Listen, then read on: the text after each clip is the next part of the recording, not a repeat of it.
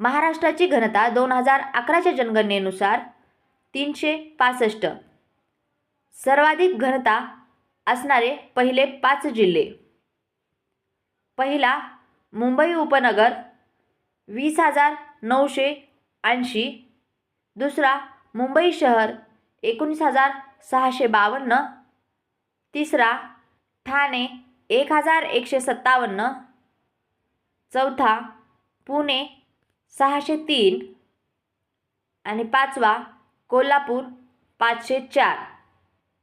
आता पाहूया सर्वात कमी घनता असणारे पहिले 5 जिल्हे. पहिला गडचिरोली 74.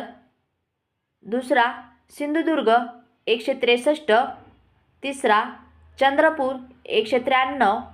चौथा रत्नागिरी 196.